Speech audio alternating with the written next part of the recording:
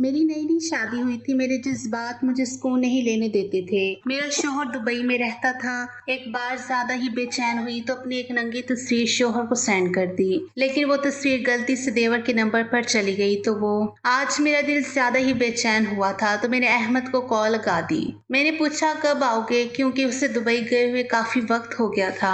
अहमद कहने लगा मुझे भी छुट्टी नहीं मिल रही, कुछ महीने और लग जाएंगे। उसकी बात सुनकर मैं उदास हुई थी। मैंने कहा आखिर तुम पाकिस्तान आना क्यों नहीं चाहते? कहने लगा मरियम, समझने की कोशिश करो, हमारे घर के हालात तभी अच्छे हो सकते हैं जब मैं मेहनत करूंगा। और मैं इस तरह छुट्टियां ले लेकर आता रहा तो मेरी नौकरी चली जाएगी। कुछ दिन सब्र करो, मैं जल्दी ही लौट आऊंगा। अगर अपने खर्चे पर पाकिस्तान वापस आ भी जाऊं तो इतना पैसा लग जाएगा कि हमारा सारा बजट बिगड़ जाएगा। कंपनी की तरफ से छुट्टियां मिलेंगी और वही मुझे पाकिस्तान भेजने का खर्चा भी उठाएंगी। मेरी छुट्टियों के पैसे भी नहीं खाएंगे। अहमद मुझे अपनी परेशानी बता रहा था। मेरा दिल उदास हो गया, लेकिन मैं फिर भी जिद करने लगी, कोई बात नहीं, अपना पैसा लगा कर और छुट्टियां लेकर आ जाओ। अहमद कहने लगा इतना पैसा आने में लगा दूंगा तो घर कैसे चलेगा? कुछ महीने इंतजार कर लो। अहमद की बात सुनकर चुप हो गई। शादी के 1 महीने बाद ही अहमद दुबई चला गया था और अब हमारी शादी को 1 साल होने वाला था और मैं उसका इंतजार करते करते पागल हो रही थी। नई नई शादी को एंजॉय करने के मेरे सारे ख्वाब टूट कर रह गए थे। कितने ख्वाब सजाए थे मैंने कि मैं अपने शोहर के साथ हर जगह घूमने जाऊंगी, हम प्यार भरी बातें करेंगे, एक दूसरे से मोहब्बत का इजहार करेंगे, हर रात अहमद की बाहों में गुजरेगी। लेकिन सारे ख्वाब कांच की तरह टूटकर बिखर गए थे। अहमद भी दुबई से अपनी बेताबियां बेकरारियां बताता रहता था।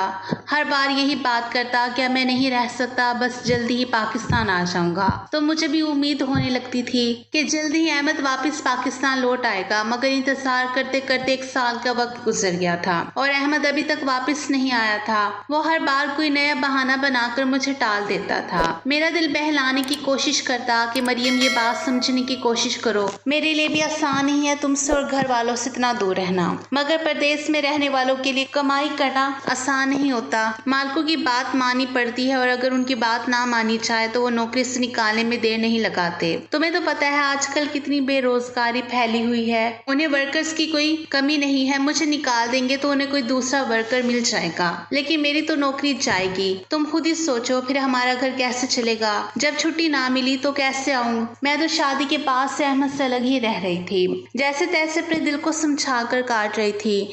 जैसे जैसे वक्त गुजर रहा था मेरे लिए अपने शोहर के बगैर रहना और भी ज्यादा मुश्किल होता जा रहा था। हालांकि मेरी और अहमद की अरेंज मैरिज हुई थी, लेकिन फिर भी मेरे सारे जज्बात मेरे शोहर अहमद के लिए ही थे। और 1 महीने में जो प्यार अहमद ने मुझे दिया था, मैं तो उसकी मोहब्बत की दीवानी हो चुकी थी। उसके बिना एक पल भी रहने का सोच भी नहीं सकती थी। लेकिन अहमद शादी के 1 महीने बाद ये कहकर चला गया कि मैं जल्द ही लौट आऊंगा और अपना अलग घर बनाएंगे। ससुराल वालों की खिदमत कर करके मेरा दिल भर चुका था। अगर दिल अंदर से खुश हो तो ससुराल वालों की खिदमत करने में भी मजा आता है, लेकिन ना शोहर मेरे साथ और ना ही उसकी मोहब्बत थी। उनकी खिदमत कर करके नौकरानी बनी बैठी थी। कभी कभी अपनी माँ के घर जाकर अपने बाप से भी लड़ जाती थी कि ये कैसी शादी है जिसमें शोहर साथ ही नहीं रहना चाहता, उसे बस कमाने की फिक्र है, बीवी की परवाह नहीं है कि वो कैसे रह रही है। मैं शादी के बाद मुश्किल से 1 महीना तक ही अहमद के साथ रही थी। अब तो ऐसा लगता है कि मैं अब तक कुंवारी हूँ। मेरा शोहर भी दूर बैठा मेरे लिए उदास होता था, लेकिन उसके उदास होने से और मेरी परवाह करने से क्या फायदा जब वो मेरे करीब ही नहीं रहता था। वो मुझसे कहता मुझे अपनी तस्वीरें भेज दिया करो, तुम्हें देखकर अपनी थकान उतार लेता हूँ। कभी वीडियो कॉल करता, मैं अहमद को देखकर रोने लगती तो मुझे तसल्ली देने लगता, कहता कि कोशिश करता हूँ अगले हफ्ते तक छुट्टी मिल जाए तो मैं घर आ जाऊंगा, तुम ज्यादा परेशान मत हो। अहमद मुझे एक नई उम्मीद दिलाकर अगले हफ्ते तक की फिर से मेरा दिल तोड़ देता था। ये कह कर के छुट्टी नहीं मिल रही।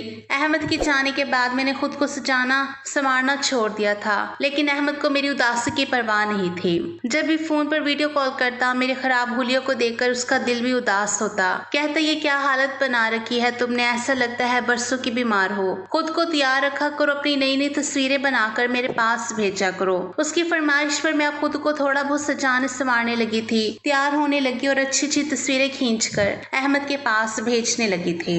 अहमद मेरी तस्वीर देखकर मेरा दीवाना हो जाता था, तारीफ करने लगता तो मैं शर्मा जाती। मैं तो वैसे भी अपनी तारीफ की बड़ी ही शौकीन थी, खूबसूरती भी बहुत थी मुझ में और बचपन से ही मुझे अपनी तारीफें सुनने का बड़ा शौक रहा था।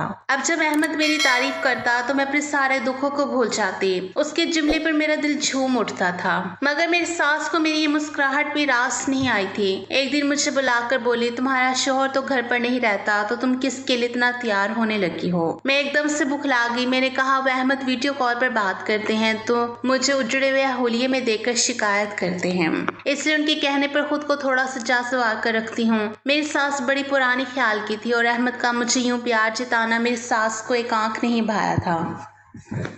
माथे पर बल डालकर कहने लगी, तो अहमद दिन में एक बार वीडियो कॉल करता है लेकिन तुम पूरा दिन सजी सवरी फिरती रहती हो। क्या जरूरत है इस तरह घर में घूमने की? घर में जवान देवर है, जेठ है, इस तरह सजी सवरी घूमोगी तो उनका ध्यान तुम्हारी तरफ खींचेगा। थोड़ा ख्याल किया करो। मैं चुप हो गई। मेरे एक देवर और एक जेठ था। अहमद अपने भाइयों में से दूसरे नंबर पर था, मगर इस घर में मैं पहली बहू थी। मेरे जेठ ने अभी तक शादी नहीं की थी क्योंकि अभी वो अपना अलग से घर बनाना चाहता था और देवर की भी मंगनी हुई थी। सास ने बताया कि वो औरतों से बहुत नफरत करता है। उसकी मंगनी हुई थी मगर उसने शादी से कुछ टाइम पहले ही अपनी मंगेतर से मंगनी तोड़ दी थी। मुझे ये बात अजीब लगी थी मगर मैंने ज्यादा ध्यान नहीं दिया था। मेरी अपनी क्या कम परेशानी थी जो मैं दूसरों के मामले में पड़ती और सास की पाबंदियां दिन ब दिन बढ़ती ही जा रही थी। मेरा मूड अब भी बहुत खराब रहने लगा था।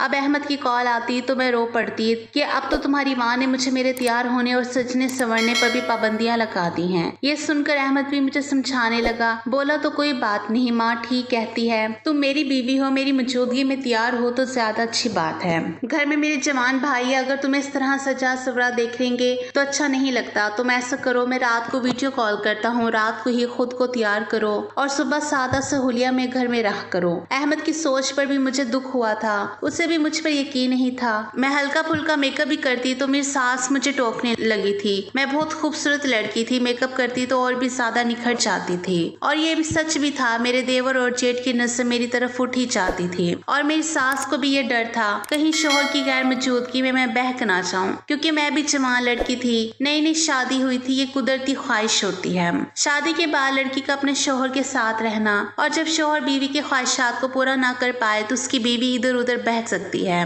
और शायद यही डर मेरी सास को बैठा हुआ था। मैं फैंसी सूट पहनती तो मेरी सास मुझे फौरन रोक देती, कहती कि इस तरह का सूट पहनने का क्या तुक है, सादा सूट पहना करो, सर पर दुपट्टा डाला करो और कोई जरूरत नहीं है इतना फुल मेकअप करने की। घर में जवान लड़के रहते हैं और तुम्हें बिल्कुल भी परवाह नहीं है।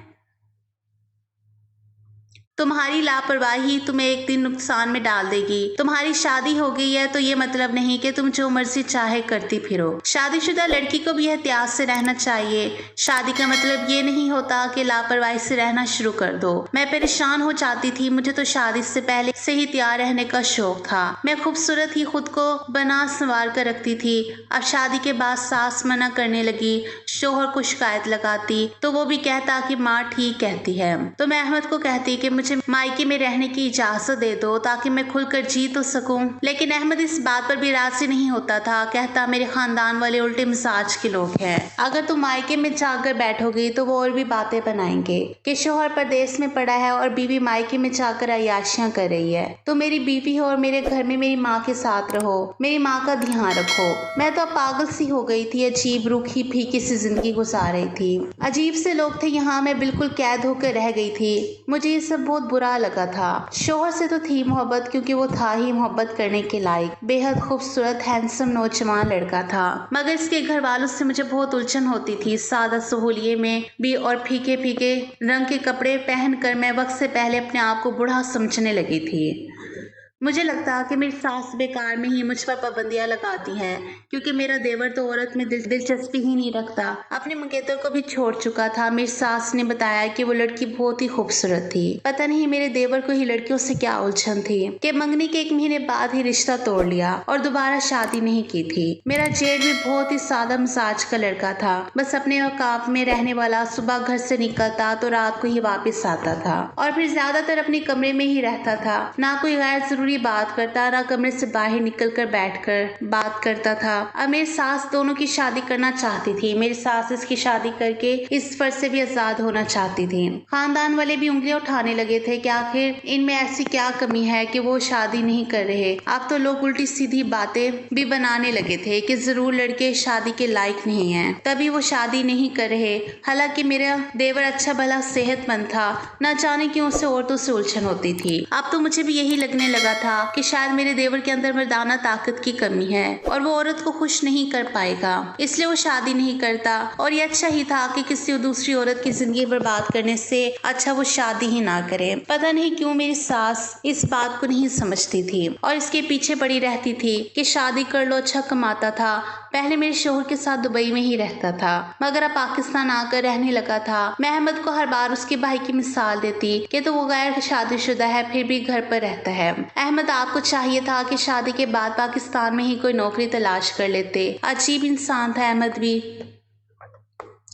अपनी बीवी को घर पर अकेला छोड़कर वहाँ मेहनत मजदूरी कर रहा था और मैं यहाँ हर वक्त अपना दिल चलाती रहती थी। अहमद को कोई भी परवाह नहीं होती थी। मैं जब ज्यादा ही परेशान होती तो मैं कहती, अहमद बस अब वापस आ जाओ। मेरा सब्र जवाब देने लगा है। मेरे लड़ने पर वो मुझे फिर समझाने बैठ जाता कि थोड़ा सब्र और कर लो मरियम, बस थोड़े से पैसे जमा कर लूँ ताकि मैं पाकिस्तान आकर कोई छोटा मोटा सा काम शुरू कर सकूँ और हमें मुस्तकबिल में कोई परेशानी ना हो। मुझे भी तन्हाई काट खाने को दौड़ती है, तुम्हारी याद आती है तो रातों को नींद नहीं आती, लेकिन मैं दिल को समझा लेता हूँ कि बस कुछ ही दिन की दूरी है, फिर हम कभी जुदा नहीं होंगे।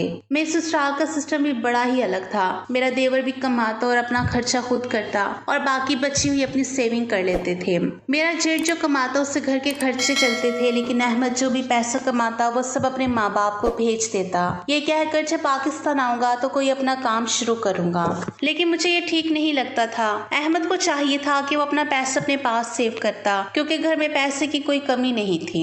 मेरा जेठ अच्छे पैसे कमा रहा था और घर के खर्च भी हो रहे थे, फिर भला सारा पैसा अपने माँ बाप के हाथ में देने की क्या बात थी। अहमद को मैं कई बार दबे लफ्जों में कह भी चुकी थी कि अपना सारा पैसा मेरे अकाउंट में सेव कर दिया करो। मेरी बात सुनते ही अहमद भड़क उठा था, कहने लगा, तुम अभी से तेरा मेरा करने लगी हो, मैं अपने माँ बाप से अलग नहीं हूँ। अहमद की इस बात पर मैं खामोश हो जाती। खैर, सास के मना करने पर मैंने सचना संवरना छोड़ दिया था, लेकिन मैं अपने जज्बातों का क्या करती। जब भी रात को सोने के लिए लेटती तो मुझे अहमद की बहुत याद आती। मेरे जज्बात बहकने लगती तो मैं तकिया अपने सीने से दबोच लेती। अहमद की बाहों में सोने के लिए तड़पने लगती। तंग आकर मैं बाथरूम में नहाने चली जाती और जब कपड़े उतारती तो अपना बदन देखकर मैं और भी ज्यादा बहकने लगती थी। अब मुझे अजीब सी आदत होने लगी थी। मैं जब भी नहाने जाती तो अपनी तस्वीर बना लेती थी और उन्हें देखकर पता नहीं क्यों खुश होती रहती थी। अब तो ये आदत मेरी इतनी हो चुकी थी कि मैं ज्यादातर वक्त अपना बाथरूम में ही गुजारने लगी थी और नहाने के बीच अलग अलग पोज में अपनी तस्वीरें बनाती रहती थी। अब तो मेरा दिल मेरे बस से ही बाहर होता जा रहा था और फिर एक दिन जज्बातों में भरकर मैंने एक ऐसा कदम उठा लिया जो शरीफ औरतें ऐसा बिल्कुल भी नहीं करती, मगर मैं अपने खूबसूरत बदन की तारीफ सुनना चाहती थी। मैं चाहती थी मेरा शोहर मेरे इस खूबसूरत से फिगर की तारीफ करे और इसलिए ये काम करते हुए मुझे उस वक्त भी समझ नहीं थी, लेकिन मुझे नहीं पता था ये कदम मेरी जिंदगी में क्या तूफान मचा कर रख देगा।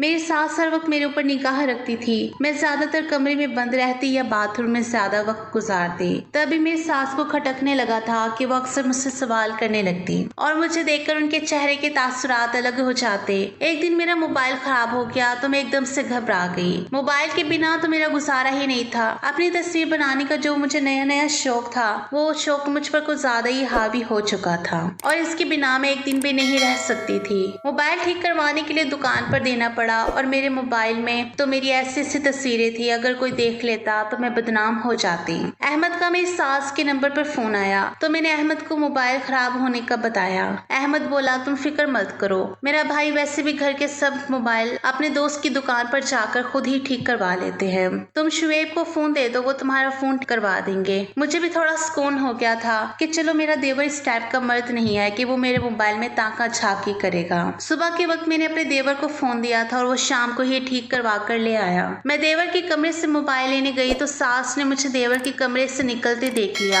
और वो एकदम से घबरा गई। मुझे बुलाकर सवाल करने लगी कि तुम शुएब के कमरे में क्यों गई थी। मैंने उन्हें कहा, माँ जी मेरा मोबाइल खराब हो गया था और वही ठीक करवाने को दिया था तो वही लेने के लिए गई थी। मगर पता नहीं मेरी सास को हर वक्त मुझ पर शक क्यों रहता था। मेरी सास मुझे समझाने लगी कि लड़कियां शादी के बाद शोहर के बगैर भी गुजारा कर लेती है। घर को चलाने के लिए शोहर परदेश में जाकर पैसा कमाते हैं तो वो लड़कियां अपने ससुराल में रहकर ही अपने शोहर का इंतजार करती हैं और खुद को अपने शोहर के लिए संभाल कर रखती हैं, अपनी इज्जत को महफूज रखती हैं। तुम भी अपना ख्याल रखा करो। मैं तुम्हारी माँ जैसी हूँ इसलिए तुम्हें समझाने की कोशिश कर रही हूँ। औरत की इज्जत कांच की तरह होती है, अगर एक बार इसमें दरार आ जाए तो फिर वो दरार कभी भरती नहीं है। गैर मर्दों से हमेशा दूरी बना कर रखनी चाहिए क्योंकि गैर मर्द गैर ही होता है। तुम्हारा देवर भी तुम्हारे लिए गैर मर्द है और तुम जवान हो, इससे ज्यादा करीब मत हुआ करो, दूरी बना कर रखा करो। मुझे अपनी सास की नसीहत बहुत बुरी लगी थी लेकिन मैं चुप रही। मेरी सास की अगली बात ने मुझे घबराहट में डाल दिया था। वो बोली, तुम बहुत अजीब हरकतें करने लगी हो। कभी तुम सज सवर कर कमरे से बाहर आ जाती हो, कभी तुम्हें कमरे में बंद होने की जल्दी होने लगती है, नहाने जाती हो तो घंटों बाथरूम में बंद रहती हो। मैं मुंह खोलकर अपनी सास को देखने लगी। मेरी सास इतनी छोटी छोटी सी बातें भी महसूस कर रही थी। मैं हैरान हुई थी आखिर मेरी सास को मुझसे मसला क्या था। मेरी कोई भी बात मेरी सास से बर्दाश्त नहीं होती थी लेकिन सच तो ये था कि मेरी सास ने दुनिया देखी थी और वो एक समझदार औरत थी। उन्हें मेरे अंदर कुछ महसूस हो रहा था इसलिए वो मुझे समझाती रहती थी। उन्हें पता था कि मैं एक जवान लड़की हूँ और कहीं मैं राह से भटक ना जाऊं क्योंकि मैं अपने शोहर के बगैर रह रही थी और शायद अब वो समझने लगी थी कि मुझसे शोहर के बगैर रहा नहीं चाहता। लेकिन मैंने अपनी सास की बातों को नजरअंदाज करना शुरू कर दिया था। फिर एक दिन अहमद ने मुझे बताया कि माँ अब हर वक्त जिद करने लगी है कि सारा काम छोड़ो और पाकिस्तान आ जाओ। पता नहीं माँ को क्या हो गया है। पहले खुद ही कहती थी कितना पैसा जमा कर लो कि खुद का कारोबार शुरू कर लो, फिर अब पाकिस्तान आकर सेट हो जाना। लेकिन अब वो कहती है कि सारा काम धंधा छोड़कर पाकिस्तान आकर बैठ जाओ और यहीं कोई नौकरी तलाश कर लो।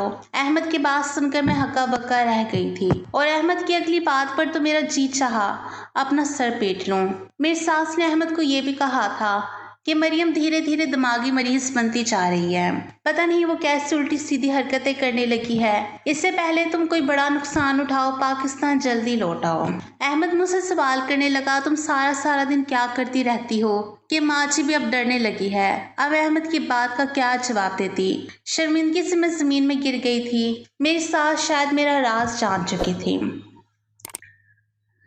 मैंने रोते हुए अहमद से कहा, तुम्हारी माँ मुझे कमरे से निकलने से रोकती है क्योंकि घर में जवान देवर और जेठ रहता है। अब मैं कमरे में बंद रहने लगी हूँ तभी तुम्हारी माँ मुझ पर शक करने लगी है। मैं अकेले कमरे में पड़ी रहती हूँ, कोई गुनाह नहीं करती। मुझे बता दो फिर मैं क्या करूँ? मैं घर में सज सवर कर ना घूमूं, ना मायके में रहूं, ना कमरे में बंद हूँ। आखिर करूँ तो क्या करूँ? मैं गुस्से से फट पड़ी थी। गुस्से की तेज तो मैं शादी से पहले ही थी। मेरी माँ भी मेरी इस बात से डर जाती थी कि गुस्से में मुझे कुछ भी दिखाई नहीं देता था। जो मुंह में आता बदतमीजी कर जाती थी और शादी के बाद शोहर की दूरी ने तो मुझे और भी चिड़चिड़ा बना दिया था। और फिर मेरे दिल में चोट था इसलिए मैं डर भी गई थी और चीख चलाकर अपने आप को सही साबित करने लगी थी। मेरे रोने पर, चीखने पर, चिल्लाने पर अहमद कुछ घबरा गया और सफाइयां देने लगा। कहने लगा मेरी माँ को गलत फहमी हो गई होगी, सादा मिजाज की औरत है इसलिए छोटी छोटी सी बात को महसूस करती है। उनकी बात पर ज्यादा ध्यान मत दो। मैं अहमद से लड़ने लगी और कहने लगी, तुम फिर जल्दी से पाकिस्तान आ जाओ या फिर मुझे मेरे मायके भेजो। अब मेरे घर में दम घुटता है। अहमद परेशान हो गया था। वो अपनी माँ को फोन करके मना करने लगा कि मरियम पर रोक टोक मत किया करें, वो पहले ही मेरे बिना परेशान रहती है, तन्हाई का शिकार है। और फिर उस दिन के बाद से मेरी सास ने मुझे रोक टोक करना छोड़ दिया था। मगर उनकी नजरें अभी हर वक्त मेरे आसपास घूमती रहती थी। मुझे सास के बदलाव पर हैरत हुई थी। 1 साल में मैं अपनी सास को इतना तो मैं समझ गई थी कि वो किसी के पर्सनल मामलों में दखल नहीं देती थी। मैं जब से ब्याह कर इस घर में आई थी, मेरी सास ने हमेशा मुझसे प्यार भरे अंदाज में ही बात की थी, लेकिन अब मेरी सास का मुझ पर हर वक्त बातें बनाना और मुझ पर शक करते रहना मुझे परेशान कर रहा था। मेरी सास सोने से पहले गिलास दूध पीती थी। वही देने मैं अपनी सास के कमरे में गई, लेकिन दरवाजे पर ही मैं रुक गई थी, क्योंकि अंदर से जो बातें हो रही थी उन आवाज़ों में मेरा नाम भी शामिल था। अपना नाम सुनकर ही मैं दरवाजे पर रुक गई थी। मेरा देवर और सास कमरा बंद करके बातें कर रहे थे, और जो बातें वो कर रहे थे वो सुनकर मेरे होश उड़ गए थे। दिल चाहा देवर का गिरबान पकड़ लूं, वो इतना गिरा हुआ इंसान था, लेकिन मैं बेकार का झगड़ा मोह लेना नहीं चाहती थी। अपने कमरे में आकर सर पकड़ कर बैठ गई। मैं इन बातों को सोच सोच कर पागल हो रही थी। मैं तो अपने देवर को बहुत ही सीधा साधा इंसान समझती थी, लेकिन मैं नहीं जानती थी कि वो इस किस्म का मर्द था। शर्मिंदगी से मेरी हालत खराब होने लगी। मुझे अपने आप को बताते हुए भी शर्म आ रही थी। उस रात पूरी टेंशन में निकल गई थी, और उस टेंशन में अपना मोबाइल खोल कर बैठ गई और अपनी तस्वीरें देखने लगी। दिल में ऐसे ही शरारत हुई कि एक सेक्सी सी तस्वीर अहमद को भेज देती हूँ, और अगले ही पल मैंने बहुत ही खूबसूरत सेक्सी कपड़ों की तस्वीर अहमद के नंबर पर सेंड कर दी। मगर अगले ही पल मेरा सांस सीने में ही रुक गया था, क्योंकि गलती से मैंने वो तस्वीर अपने देवर के नंबर पर सेंड कर दी थी। मैंने देखा रात का 2 बज रहा था। मैंने सोचा इस वक्त तो मेरा देवर सो रहा होता है, लेकिन मैं सुबह का इंतजार नहीं कर सकती थी। अगर मेरा देवर जाग जाता तो मेरी तस्वीर देख लेता, और फिर मैं इससे तो नजरें मिलाने के काबिल ना रहती। मेरी तस्वीरें ऐसी नहीं थी कि कोई गैर मर्द उसको देखता। मैं कोई बहाना भी नहीं बना सकती थी। मुझे कुछ समझ नहीं आ रहा था कि क्या करूं। परेशानी से मैं अपने कमरे में टहलने लगी। सोच सोच कर मैं पागल हो रही थी। अब क्या करूं? खैर, रात के वक्त अपने देवर के कमरे में जाती तो मेरा तमाशा बन जाता। हालांकि मैंने अपनी तरफ से वो तस्वीर डिलीट कर दी थी, लेकिन मुझे फिर भी डर था कि कहीं वो तस्वीर मेरे देवर के फ़ोन में सेव ना हो गई हो। मैंने सोचा क्यों ना मैं अपने देवर के कमरे में जाकर उसका मोबाइल उठाकर तस्वीर को डिलीट कर देती हूँ। फिर मैंने डरते डरते कमरे से बाहर झांका। घर में बिल्कुल सन्नाटा था। सब अपने अपने कमरों में सुकून से सो रहे थे। मेरी तो नींदें उड़ चुकी थी जब तक मैं अपने देवर के मोबाइल से अपनी तस्वीर डिलीट ना कर लेती। मुझे चैन ना आता। मैं अपने कमरे से बाहर आई और दबे पांव अपने देवर के कमरे की तरफ चल पड़ी। मेरा दिल बुरी तरह धड़क रहा था। मुझे डर लग रहा था कि अगर मेरी सास या ससुर ने देख लिया तो मुझ पर शक करेंगे। मैं आहिस्ता से दबे पांव उसके कमरे में पहुंची तो वहां अंधेरा छाया हुआ था। मेरा देवर अपने बिस्तर पर सुकून से सो रहा था। मैं बड़े ही एहतियात अंदाज से चलते हुए बेड की साइड वाली मेज के करीब पहुंची। खुशकिस्मती से मोबाइल वहीं पड़ा था। मैंने मोबाइल उठाकर खोला तो उस पर फिंगरप्रिंट लॉक था। अब मैं क्या करती? मैं अपने देवर को देखने लगी। थोड़ी सी कोशिश करने पर मेरे लिए वो लॉक खोलना आसान हो सकता था। मैंने नींद में पड़े अपने देवर का अंगूठा मोबाइल की स्क्रीन से लगा दिया तो फौरन ही मोबाइल का लॉक खुल गया था। जल्दी से हाथ चलाते हुए अपनी तस्वीर डिलीट करने के लिए तस्वीर का फोल्डर खोला, मगर वो खोलते ही मेरे सर पर पूरे घर की छत गिरी थी, क्योंकि मेरे देवर के मोबाइल पर मेरी वही एक तस्वीर नहीं बल्कि ना जाने कितनी तस्वीरें और भी थी, जिन्हें देखकर मैं हैरान रह गई थी। ये वही सारी वीडियोस और तस्वीरें थी जो मैं अकेले में बनाया करती थी, और इन तस्वीरों को अपने अलावा मैं किसी और को दिखाने के बारे में सोच भी नहीं सकती थी, क्योंकि वो तस्वीरें ऐसी नहीं थी कि मेरे अलावा या अहमद के अलावा उन्हें कोई तीसरा भी देखता। मैं फटी फटी आंखों से अपने देवर का मोबाइल देख रही थी। मेरे हाथ बुरी तरह कांपने लगे। तस्वीर देखकर मुझे एक पल लगा था मेरे देवर ने वो तस्वीरें कहां से हासिल की थी। अपना राज खुल जाने पर मेरे रोंगटे खड़े हो गए थे। मैं तो ये सोचकर देवर के कमरे में आ गई थी कि देवर को औरतों में दिलचस्पी ही नहीं है, मुझे भी कोई खतरा नहीं होगा। मगर यहाँ तो मेरे देवर का मोबाइल मेरी तस्वीरों से भरा पड़ा था। मेरे देवर की जो हकीकत मुझ पर खुल रही थी, मुझे बहुत बड़ा झटका लगा था। उस दिन मेरी सास के कमरे में बैठकर मेरी सास के कान भर रहा था। क्या आपकी बहू कमरे में बंद होकर गलत काम करती है? इसकी चाल चलन ठीक नहीं है। न जाने ये लड़की किन चक्करों में पड़ी है। माँ, आपने गलत लड़की को चुन लिया है। आप लड़की की खूबसूरती के साथ साथ उसके किरदार की भी अच्छे से जांच पड़ताल करनी चाहिए थी। उस वक्त मैं अपने देवर की यह लफ्ज सुनकर हैरान रह गई थी। मुझे गुस्सा बहुत आया था मैं समझ नहीं पा रही थी कि मेरा देवर मेरे बारे में ऐसी बातें क्यों कर रहा था, क्योंकि उस वक्त मुझे नहीं पता था कि मेरा देवर मेरे बंद कमरे और बाथरूम की सारी हकीकत जान चुका था। लेकिन अब इसके मोबाइल में अपनी तस्वीरें देखकर मैं सब कुछ जान चुकी थी कि वो मेरे बारे में सब जानता है। मेरा दिल अब डर से कांपने लगा था। अभी मैं वो सारी तस्वीरें डिलीट करना ही चाह रही थी कि तभी देवर नींद से जाग गया। मुझे अपने कमरे में देखकर हैरान हुआ। मेरे हाथ में अपना मोबाइल देखा तो झपट कर उसने मोबाइल मेरे हाथ से ले लिया। गुस्से से बोला, मेरे कमरे में इस वक्त तुम क्या कर रही हो? मुझे उस पर बहुत गुस्सा आया। मैंने कहा कि मेरी तस्वीरें क्यों बनाई? मैं इस घर की बहू हूँ, कैसे बेगैरत मर्द हो, अपनी भाभी की ऐसी तस्वीरें मोबाइल में रखी हुई हैं। मेरा देवर मजाक उड़ाने वाले अंदाज में हंसा था, फिर कहने लगा, मैंने तो कोई तस्वीरें नहीं बनाई, तुम अपने कमरे में होती हो, कैसे मैं तुम्हारी तस्वीर बना सकता हूँ? ये तो तुमने खुद बनाई है, बल्कि तुमने ही मुझे दी है। मुझे अपने देवर के सफेद झूठ पर गुस्सा आया था। मैं भला उससे अपनी ऐसी तस्वीरें क्यों भेजूंगी? मैंने कहा, देखो अच्छा, जैसे भी हुआ जो भी हुआ, अब ऐसा करो, ये सारी तस्वीरें अपने मोबाइल से डिलीट कर दो, वरना मैं सबको बता दूंगी। लेकिन मेरे देवर ने बड़े लापरवाह अंदाज से मेज पर रखे गिलास में पानी डाला और घूंट घूंट लेकर पीने लगा। मुझे उसकी इस अंदाज पर गुस्सा आया था। मैंने कहा, तुम्हें सुना ही नहीं देता अभी कि अभी मेरे सामने सारी तस्वीरें डिलीट करो? लेकिन मेरे देवर ने जो कहा, मैं हैरान रह गई थी। कहने लगा, मैं ये तस्वीरें डिलीट नहीं करूंगा। फिर उसने मुझे एक ऐसी बात बताई कि मैं नजरें चुरा गई थी। बोला, तुम भी जानती हो कि ये तस्वीरें मैंने कहाँ से ली है, और मैं तुम्हारे शोहर को ये सब कुछ बता दूंगा। उसे बताऊंगा कि तुम एक गलत औरत हो, तुम हमारे घर में रहने के लायक नहीं हो। वो मुझे धमकाने लगा और अपने बेड पर तकिए से टेक लगाकर बैठ चुका था। मैंने उसको धमकाने के लिए कहा कि मुझे कोई परवाह नहीं है, मेरा शोहर सब जानता है कि ये तस्वीर मैंने अपने मोबाइल में बनाई थी और किसी भी गैर मर्द से मेरा ताल्लुक नहीं है। मेरे इस बहाने पर मेरा देवर मेरी तरफ देखकर हंस दिया था। लेकिन ये तस्वीरें मेरे पास कैसे पहुंची? अब तुम झूठ नहीं बोल सकती। उसने अपना मोबाइल दिखाया। मेरा मोबाइल ठीक करते हुए मेरे देवर ने ये तस्वीरें हासिल की थी। ये देखकर मेरा शोहर भी यकीन ना करता। मेरी सास तो पहले भी मुझे गलत समझती थी। मैं रोने लगी, अपनी देवर की मिन्नतें करने लगी, कहने लगी, बदले में जो मांगोगे मैं तुम्हें दूंगी। वो बोला, मुझे कुछ नहीं चाहिए, मेरे कमरे से भी के अबे निकलो। मेरे देवर ने मुझे धक्कर देकर कमरे से निकाल दिया। मैं रोने लगी थी। मैं तो सोच चुकी थी कि ये तस्वीर डिलीट करने के लिए मेरा देवर जो कहेगा मैं वो सब कुछ कर दूंगी। अगर वो मेरे साथ रात बताने की भी बात करेगा तो वो भी मैं कर जाती। उस वक्त मेरे सोचने समझने की सारी ताकतें खत्म हो चुकी थी। मुझे दिखाई दे रहा था तो बस अपनी वो तस्वीरें जो मैं किसी भी कीमत पर नहीं चाहती थी कि ये राज मेरे शोहर के सामने आए। अगर वो राज अहमद के सामने आ जाता तो वो मुझे तलाक दे देता, और इसी की वजह मैं अपने देवर की हर बात मानने को तैयार थी, जायज नाजायज हर तरीके की। मगर मेरे देवर ने तो मुझे धक्के देकर कमरे से निकाल दिया था। उसे वाकई औरतों में दिलचस्पी नहीं थी। ऐसा होता तो ये खूबसूरत मौका हाथ से जाने नहीं देता। अब मेरा देवर मोहतात हो चुका था। मुझे तस्वीर दोबारा डिलीट करने का मौका नहीं मिला।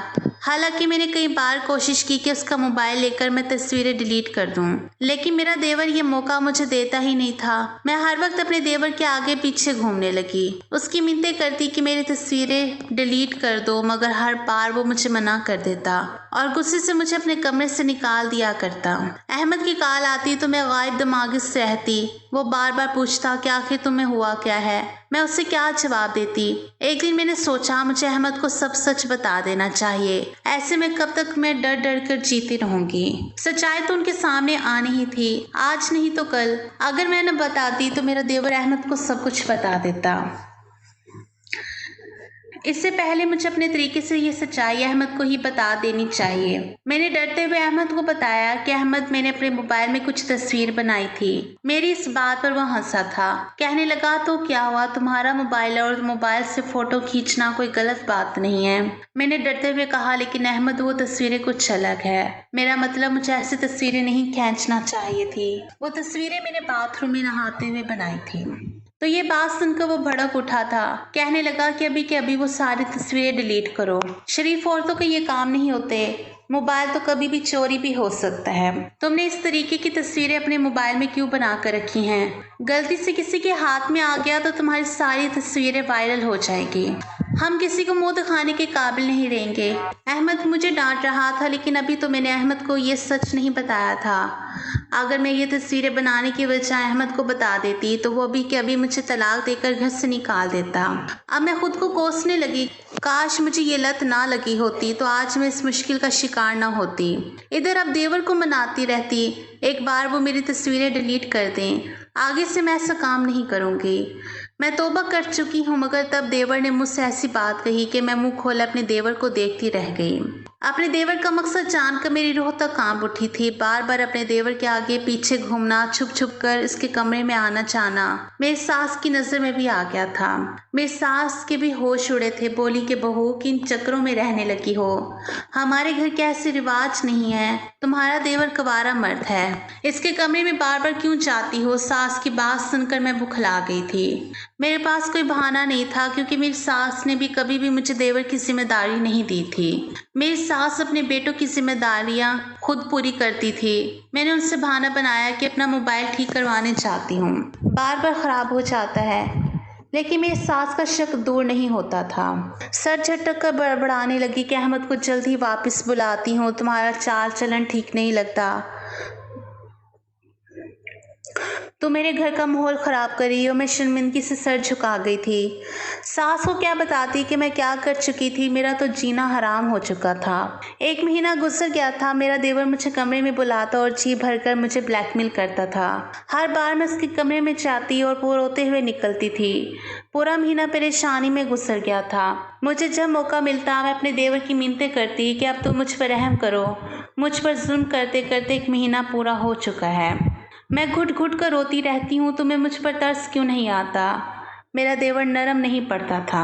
अब सास भी मुझ पर शक करने लगी थी और 1 महीने बाद ही अहमद वापस पाकिस्तान लौट आया। मैं अपने शोहर को देखकर पत्थर की बन गई थी। खुश होने के बजाय मेरा दिल डर से सिकुड़ गया था। मेरा शोहर हंसता मुस्कुराता मेरे पास आया तो मैं डर से सफेद पड़ गई। मैं अब वैसी नहीं रही थी जैसे ही वो छोड़कर गया था। मेरा सच जानकर मेरा शोहर मुझे तलाक दे देता और यही सोचकर मेरा दिल डूबता रहता। मैंने मुश्किल से अपने आप पर काबू पाया और मुस्कुराहट सजाई थी। मेरा दिल रो रहा था, काश मैं पहले की तरह पाक और बेदाग रहती तो अपने शोहर के आने पर मैं भी खुश हो जाती। मेरा शोहर मेरे लिए ढेरों सामान लेकर आया था। वो बोला, मेरे लिए भी इतना वक्त तुमसे दूर रहना बहुत मुश्किल था, मगर मैं तुम्हारे और अपने मुस्तकबिल के लिए मेहनत कर रहा था ताकि हमें कभी तंगी ना हो। शोहर शुक्रिया अदा कर रहा था कि मैंने उसका इंतजार किया। मैं अहमद की बात पर शर्मिंदगी से रोने लगी। मैं थक चुकी थी, खुद पर गुनाह का बोझ लादे बैठी थी जो मुझे मेरी ही नजरों में गिरा गया था। मेरे रोने पर अहमद परेशान हो गया। मुझसे पूछने लगा, क्या हुआ, अब तो आ गया हूँ, अब क्यों रो रही हो। मैंने झूठ बोल दिया। मैंने कहा, ये तो खुशी के आंसू है। शौहर के आने के बाद मैं अपने देवर से अकेले में यही कहा करती थी कि मुझ पर रहम करो, मुझे बर्बाद मत करो। मैं आम सी लड़की थी, गलती से गुनाह कर बैठी, मगर अब पछतावा हो रहा था। वो बोला, मैं तुम्हारी सच्चाई अहमद को ज़रूर बताऊंगा। ठीक है, अगर वो इतने बड़े दिल का मालिक होगा और सब कुछ सच्चाई जानकर तुम्हें माफ़ कर देगा तो फिर मैं तुम्हारे रास्ते से हट जाऊंगा। कभी भी तुम्हारी राहें में रुकावट नहीं बनूंगा।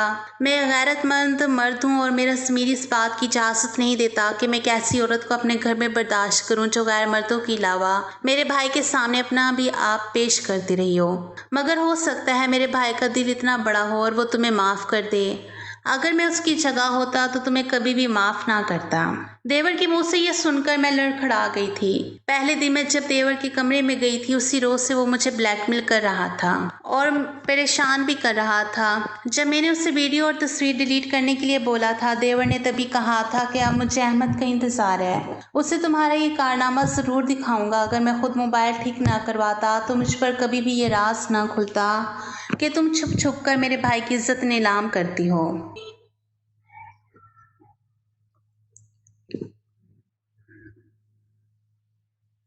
मैं अपनी इस गलती पर सर पकड़कर रोती रहती थी। अपनी फ़ोटो डिलीट करवाने के लिए मैंने अपने देवर के सामने अपना आप भी पेश कर दिया था और मेरा देवर मेरे सोफर पर हक्का बक्का रह गया था। बोला, तुम तो वाकई बहुत नीच हो। मैंने सोचा था कि तुम तस्वीरों तक ही रहती हो, लेकिन तुम तो अपना आप मुझे सौंपने पर राज़ी हो गई। अगर तुम मेरे साथ ये काम करने को तैयार हो तो तुम किसी दूसरे मर्द के साथ भी ये काम कर सकती हो। तुमने तो अपनी सारी हदें पार कर दी। तुम एक धोखेबाज और बदकिरदार लड़की हो।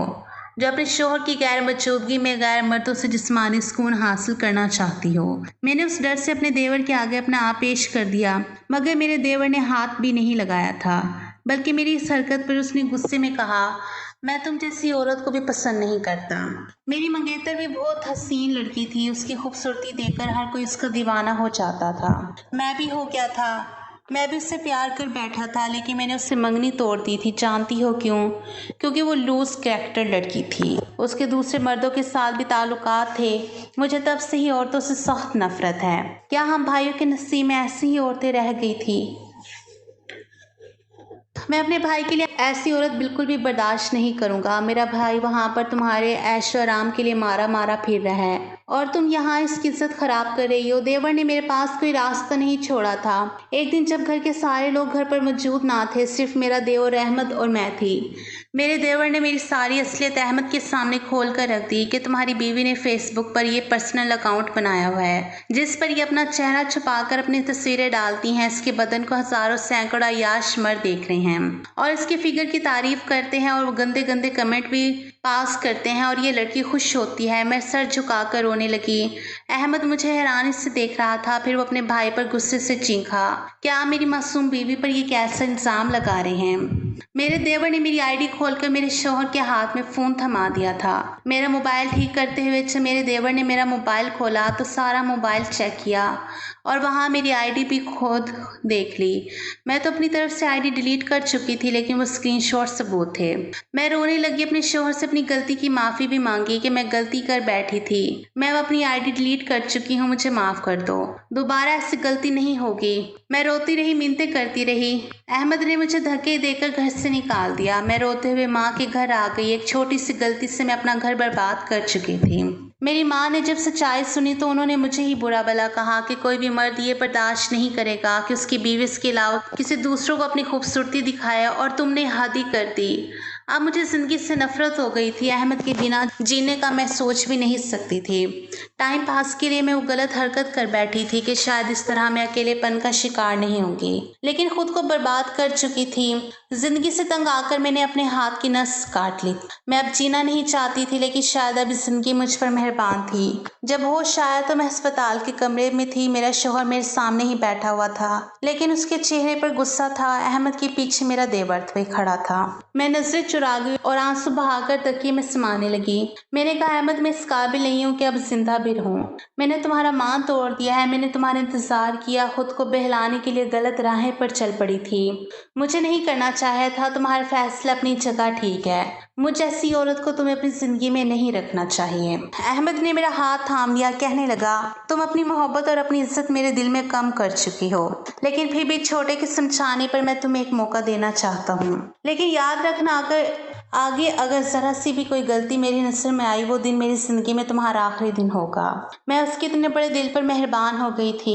उसने मुझे माफ कर दिया, मुझे एक मौका दिया था। अहमद बाहर चला गया, लेकिन मेरा देवर कमरे से बाहर नहीं गया था। वो मेरे बेड के पास आया, कहने लगा, मैंने अहमद को सिर्फ तुम्हारी तस्वीर, तुम्हारी आईडी के बारे में बताया था। अहमद को ये नहीं बताया कि तुम अपनी तस्वीरों की डिलीट करने के चक्कर में अपना मेरे सामने पेश कर चुकी थी। अगर ये सच्चाई मैं अहमद को बता देता तो शायद अहमद तुम्हें कभी ना अपनाता, लेकिन मैंने सच्चाई अहमद को नहीं बताई है। उम्मीद करता हूँ कि तुम कभी ऐसी गलती नहीं करोगी।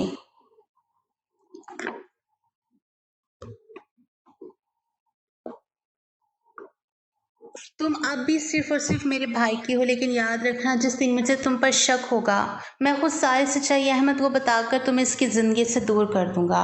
मैंने अपने देवर का शुक्र अदा किया था। मेरा देवर दिल का बहुत ही अच्छा इंसान था।